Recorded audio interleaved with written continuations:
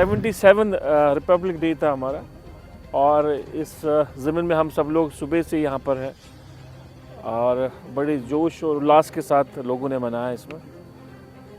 और जिस तरह आपने देखा, सर्दी के बावजूद, बर्फ़बारी के बावजूद भी काफ़ी तादाद में लोग यहाँ पर आए थे। और ये जो फंक्शन होता है, आज हमारा कॉन्स्टिट्यूशन डे है, तो उस सिलसिले में हम सब लोग आए थे और सुबह से आपने देखा यहाँ बड़ी चहल पहल थी, खुशी का माहौल है। जैसा अब हाल में बर्फबारी हुई है और जिस तरीके से मैन एंड मशीनरी ने काम किया, चाहे आरएनबी की बात करें या मैकेनिकल डिपार्टमेंट की बात करें या बिजली के हवाले से, आप क्या कहना चाहेंगे कि अभी तक कितना जो है क्लियर हुआ है और कितना बाकी है? देखिए, सबसे पहले ये बताऊं कि हमें अल्लाह ताला का शुक्रिया अदा करना चाहिए।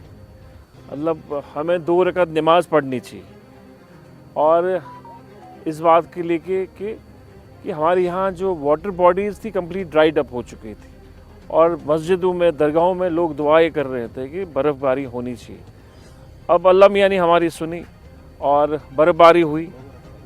अब जाहिर सी बात है, जब बर्फ़बारी होती है तो दिक्कतें भी आती हैं इन द सेंस, और उस सिलसिले में कहीं से शिकायत भी आई थी कि रोड क्लियर नहीं हुए, अभी इस तरह नहीं हुए, इस तरह नहीं हुई।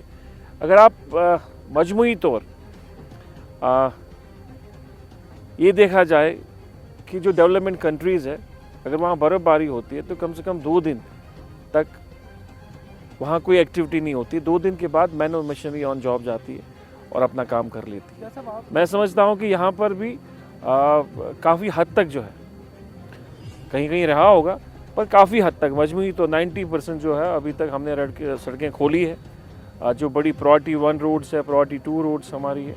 इसके साथ साथ जो बिजली का निज़ाम है उसको भी हम बेहतर करने में हम कामयाब हुए हैं।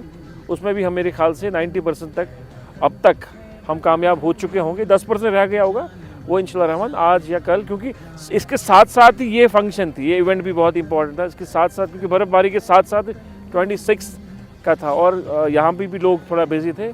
हो सकता है कहीं कहीं थोड़ी इसमें कमी पाई गई होगी, पर इंशाल्लाह रहमान बाय एंड लार्ज जो है अभी तक सारी चीज़ें जो है प्लेस में आ गई हों। साहब, जिस तरीके से आपने अपनी स्पीच में भी कहा कि ज़िला बारामूला के तरक्की के हवाले से बात की, हेल्थ सेक्टर को रिलेटेड बात की, एग्रीकल्चर के हवाले से बात की, तो मज़ीद इसको तवक्का देने के, बढ़ावा देने में क्या कुछ करेंगे आप? देखिए, अभी बजट आने वाला है, सेशन 2 फ़ैब से हमारा सेशन आने वाला है।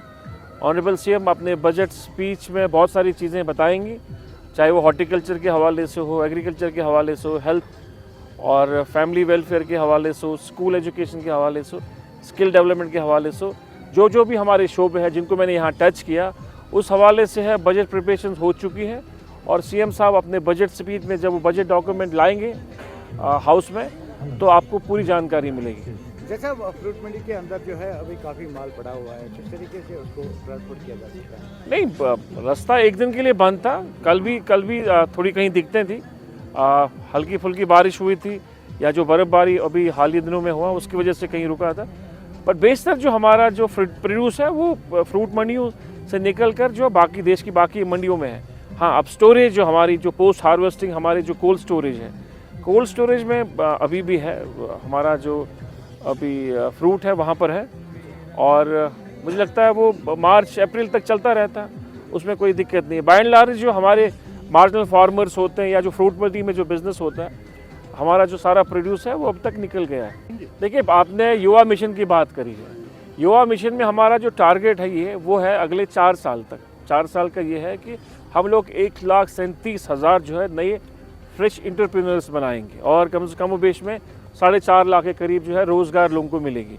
रोज़गार से मेरा मुराद है सरकारी रोज़गार नहीं, लोग अपना खुद बिजनेस करेंगे और साथ साथ जब वो अपना कमा लेंगे और साथ साथ अपने बाकी लोगों को भी रोज़गार देंगे। तो उस मिशन में हम लोग अभी तक कामयाब हुए हैं।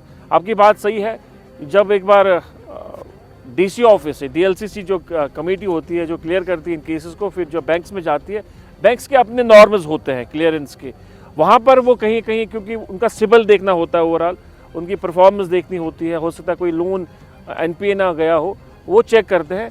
पर इस सिलसिले में लास्ट टाइम भी यहाँ बात हुई थी और सीएम साहब ने इसका काफ़ी जायज़ा लिया है और अगले कुछ दिनों में आने वाले दिनों में आप जो बैंक के आला ऑफिसर्स होंगे, फिनेंस डिपार्टमेंट कुछ ऑफिसर्स होंगे, सीनियर ऑफिसर्स होंगे और सीएम साहब उनके साथ रिव्यू लेगा, उनके जहन में ये बात है तो जो भी कहीं दिखते हैं छोटी मोटी दिखते हैं उन पे बात होगी।